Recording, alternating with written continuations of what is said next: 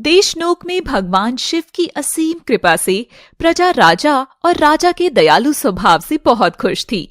राजा उतान सिंह शिव भक्ति में मग्न रहते थे और शिव जी के आशीर्वाद से राजा का साम्राज्य काफी फल फूल रहा था। मगर उतान सिंह के कोई भी संतान नहीं हो रही थी, जैसे ईश्वर ने अपनी नजर ही उनके ऊपर से हटा ली हो। इस गम में राजा अब चिड़चिड़े और गुस्सैल होते जा रहे थे।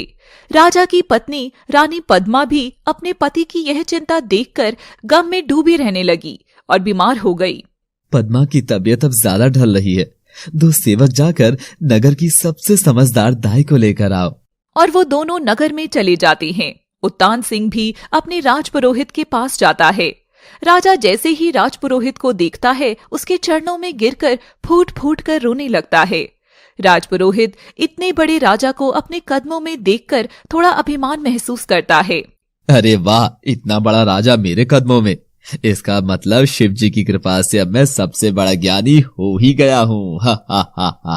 पुरोहित जी, मेरा जीवन अंधकार में चल रहा है, मेरी मदद करे। न जाने मेरे शिव मुझसे क्यों रूठ गए हैं, जो समय बड़ा ही भारी हो गया है। चिंता मत करो महाराज, मैंने पहले से ही सब प्रबंध कर लिया है। बहुत जल्द ही आपका अच्छा आने वाला है, मगर उसके लिए पहले मुझे एक जरूरी काम करना होगा। और पुरोहित राजा को दिलासा देकर भेज देता है और खुद शिव के मंदिर में जाकर पूजा करने लगता है। सेवक नगर की सबसे मंझी हुई दाई गंगा के यहाँ जाते हैं। चलो, रानी साहिबा की तबीयत खराब है, उनके पास जाना है। गंगा भी माँ बनने वाली थी, उसके भी गर्भ में बच्चा था, पर गंगा अपनी परवाह किए बिना रानी के पास जाती है। राजा भी वहाँ होते हैं। गंगा रानी को देखती है। मैं सब समझ गई हूँ कि आखिर महारानी जी को क्या हुआ है। गंगा मायूस होकर राजा के पास जाती है। महाराज, वो क्या हुआ गंगा? सब ठीक तो है ना? मेरा दिल बैठा जा रहा है, कोई बड़ी बात तो नहीं है ना? नहीं महाराज, बात तो बड़ी है। ये सुनकर उतान सिंह घबरा गया। मैं जानता था कि मेरा समय बड़ा ही कठिन चल रहा है। शिव जी ने मुझसे अपनी नजर फिर ली है। जी नहीं महाराज, इस बार हमारे शिव ने आप पर अपना हाथ रखा है। महारानी पेट से है, बहुत जल्द आपके आंगन में हंसी की किलकारियां गूंजने वाली हैं। ये सुनते ही राजा खुशी से झूम उठता है। पद्मा भी होश में आ गई थी, वह भी ये बात सुनकर बहुत खुश होती है। बहन, तुमने मुझे जीने की नई वजह बताई है, मांगो, तुम्हें क्या चाहिए? गंगा रानी की बात सुनकर मुस्कुराते हुए अपने पेट पर हाथ फेरती है। रानी साहिबा, एक गरीब औरत के लिए उसकी संतान ही उसकी सबसे बड़ी दौलत है। मुझे कुछ नहीं चाहिए। शिव जी की कृपा से आप दोनों जैसे महाराज और महारानी ने मुझ गरीब की आपने चिंता की, वही बहुत है। अच्छा, अब मैं चलती हूँ। सेवक गंगा को वहां से ले जाता है। राजा रानी दोनों बहुत खुश थे। तभी राजपुरोहित आता है और उसे पता चलता है। वाह, ये तो एकदम सही मौका है अपना परचम लहराने का। आओ राजपुरोहित जी। देखा महाराज, मैंने कहा था ना, बहुत जल्द शिव की कृपा आप पर होने वाली है। अब कुछ महीनों में इस महल में एक वीर योद्धा जन्म लेगा और बनेगा आपका वारिस। राजा ये सुनकर बहुत खुश होता है। पुरोहित जी, आज तक आपके पूर्वजों ने राजघराने का भविष्य संवारा है, अब आपके हाथ में हमारा भविष्य है। राजा पुरोहित के आगे झुकता है। पुरोहित इस वजह से पहले से अधिक घमंड महसूस करने लगता है। चिंता ना करें महाराजा, मेरा और शिव जी का ऐसा याराना है कि मैं जो मांगू और वो ना दे तो मैं कैसा भक्त। अब मुझे महापूजा करने जाना होगा और आप नगर में ऐलान करा दीजिए कि जब तक मेरी पूजा चलेगी कोई भी उस बड़े मंदिर में ना आए। राजा पुरोहित की बात मान लेते हैं और पुरोहित शिव जी के बड़े मंदिर में पूजा करने चला जाता है। दिन बीतते जाते हैं, महीने बीतते जाते हैं। राजा अपने पुत्र के पैदा होने की आस में दिन रात रानी का ध्यान रखने लगा। एक दिन पद्मा राजा से कहती है, महाराज, आप सिर्फ अपने बेटे के ख्यालों में खोए रहते हैं, मगर यदि बेटा नहीं बेटी हुई तो? ये सुनकर राजा क्रोध में आ गया। नहीं, ऐसा नहीं हो सकता। एक लड़की हमारे वंश के लिए किसी काम की नहीं। तुम्हें मुझे बेटा ही देना होगा, वरना मैं तुम्हें माफ नहीं करूंगा। और पद्मा ये सुनकर सहम गई। उधर गंगा के भी बच्चा होने वाला था और वह दिन आया जब अचानक गंगा के पेट में दर्द शुरू हो गया। गंगा घर में एकदम अकेली थी। कुछ महीनों पहले उसके पति का देहांत हो गया था। हे शिव शंभु, मुझे शक्ति देना। आपके इस नन्हे रूप को इस धरती पर लाने से पहले मैं एक बार आपकी पूजा करना चाहूंगी। मगर गंगा के पास कोई मंदिर नहीं था सिवाय उस बड़े शिव मंदिर के जिस पर उस पुरोहित ने कब्जा किया हुआ था। गंगा दर्द में तड़पती मंदिर तक जाती है और पुरोहित से पूजा करने की भीख मांगती है। हे पुरोहित जी, शिव तो सबके है ना, कृपा करके मुझे मेरे बच्चे के जन्म से पहले शिव की शरण में आने दी। चली जा गंगा, तुझ जैसी तुच्छ औरत की मैं इस महापूजा में परछाई भी नहीं पड़ने दूंगा। चली जा। और पुरोहित गंगा को धकेल देता है जिससे वह मंदिर के पीछे की ओर जाकर गिरती है। हे शिव शंभु, साथ देना। तभी गंगा मंदिर में रखे शिवलिंग वाली दीवार को नीचे से खोदती है, जहां से आधे शिवलिंग पीछे की ओर से बाहर आते हैं और उसे शिवजी के दर्शन हो जाते हैं। गंगा के पास चढ़ाने को कुछ नहीं था। तभी एक कुत्ता मुंह में दबाए कुछ बेर लाकर गंगा के पास गिरा देता है और वह शिव को वे बेर चढ़ाती है। शिवजी, मैं जानती हूं आपके लिए भक्त की कोई जाति या कोई रूप नहीं, तो कुत्ते के झूठी बेर भी आप स्वीकार करेंगे। गंगा पास में लगे बेलपत्र के पेड़ पर पत्थर मारकर वहां पत्ते गिरा देती है। तभी वहां एक गाय आकर अपने दूध से भरे धनों को उस जगह पर खाली करने लगती है, जिससे शिवलिंग की दूध से सिंचाई भी होती है।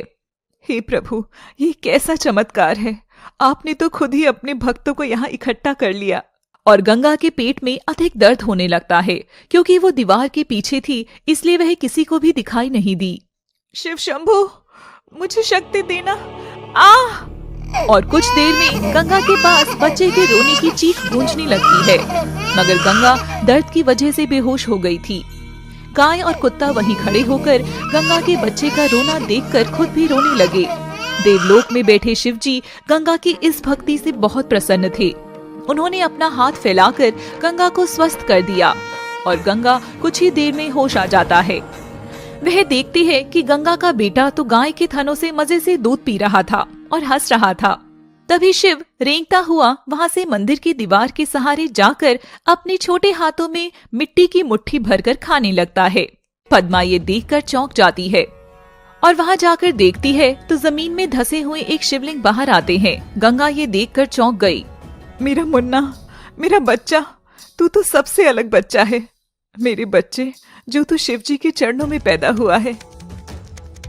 तभी वहां से कुछ सन्यासियों की मंडली गुजर रही थी, जिनकी नजर गंगा पर पड़ती है। वे सारी कहानी समझ जाते हैं और उसकी मदद करने वहां जाते हैं। बहन, ये केवल संतान ही नहीं बल्कि ये तो साक्षात शिव का प्रसाद है, इसीलिए इस बच्चे का नाम शिवा ही होगा। ओम नमः शिवाय। शिवजी ने मेरे मुन्ने के हाथों से धरती को चीर कर दर्शन लिए हैं। और वे सन्यासी लोग वो गंगा को उसके घर तक छोड़ाते हैं और गंगा के घर में ही उस शिवलिंग की स्थापना कर एक छोटा सा मंदिर बना देते हैं। अब पूरे नगर में गंगा और उसके चमत्कारी बच्चे की खबर फैल चुकी थी। उधर रानी पद्मा के भी पेट में दर्द शुरू होने लगता है, मगर नगर की बड़ी बड़ी दासियां और हकीम रानी की मदद नहीं कर पा रहे थे। महाराज, अगर जल्दी रानी के बच्चा बाहर नहीं आया तो गर्भ में जहर फैलने का डर है। इससे बच्चा और माँ दोनों मर सकती हैं। नहीं, हे शिव शंभु, मेरी मदद कर।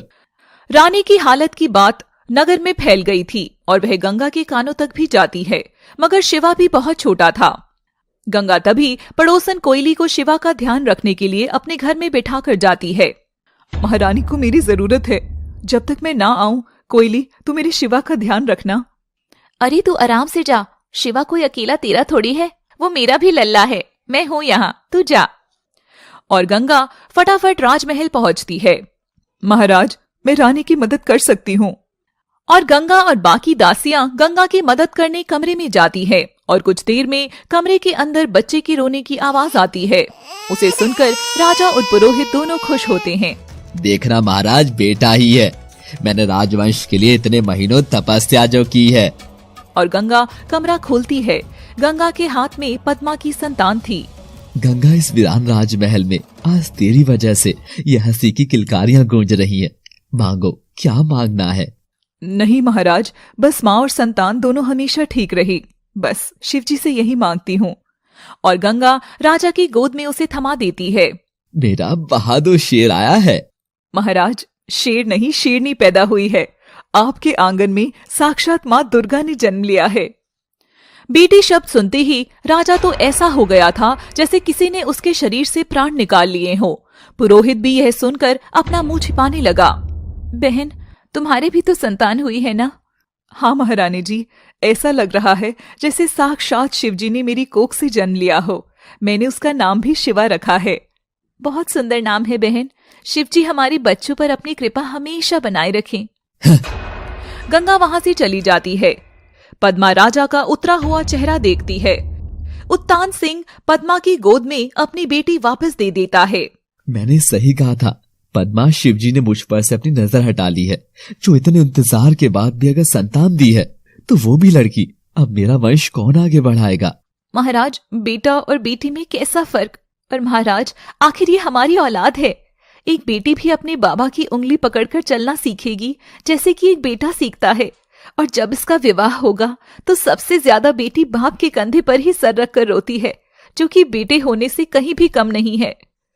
पर राजा उदास होकर वहां से चला गया। महाराज, न जाने ये कैसे अनर्थ हुआ है। मेरी महापूजा कैसे विफल हो गई। मगर आप जरा दिमाग लगाइए, बेटी भी आपका शौर्य बढ़ाएगी। फायदा तो इसमें भी है।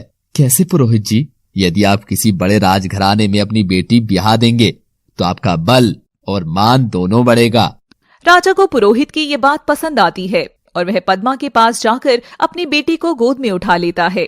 तुमने सही कहा था पद्मा, ये हमारी बेटी है और इसका नाम होगा नंदिनी, राजकुमारी नंदिनी। पद्मा यह देखकर खुश होती है, मगर पुरोहित के घमंड को ठेस पहुंची थी, इसलिए वह भी वहां से क्रोध में तमतमाता चला जाता है। मगर आखिर मेरी पूजा अधूरी कैसे रह गई, जो रानी के बेटा नहीं बेटी हुई। हाँ, अब समझ आया। उस दिन वो तुच्छ सीधाई गंगा आई थी, उसी ने मेरी पूजा को अशुद्ध कर दिया।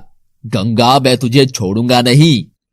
गंगा अपने घर लौट रही थी, तभी वह शिवजी के मंदिर में पूजा करने रुक जाती है। वहां शिवा के पास कोयली तो है ही, थोड़ा रुक कर जाती हूँ। शिवा मजे से फर्श पर सो रहा था और कोयली बगल में बैठी थी। तभी वहां दरवाजे की चौखट पर एक बड़ा काला नाग आ जाता है। उसे देखकर कोयली के पसीने छूट जाते हैं। काला नाग, भागो यहाँ से। नाग घर के अंदर आने लगता है और कोयली उछलकर बाहर चली जाती है। कोयली की चीख से पूरा मोहल्ला वहां इकट्ठा हो जाता है। अरे अंदर तो शिवा है। कोयली तो उस नई जन्मे बच्चे को जमीन पर ही छोड़ आई। और वहां ढेर सारी भीड़ लग जाती है। गंगा भी आती है और देखती है कि वहां तो भीड़ है। क्या हुआ भाई, यहाँ क्यों खड़े हो? गंगा, तेरा शिवा, वो नाग। ये सुनते ही गंगा की चीख निकल पड़ती है। शिवा नहीं। शिव महिमा हमारे नए नाटक शिव भक्ति और शिव प्रेम के एक ऐसी ही कहानी है, जिसमें आप देखेंगे कि कैसे भगवान और उनके भक्तों के आगे किसी की नहीं चलती। भक्ति से भरी ये प्रेम कहानी देखने के लिए शिवजी का नाम लेकर यूं ही देखते रहिए शिव महिमा केवल एनएम स्टोरीज पर। Thanks for watching.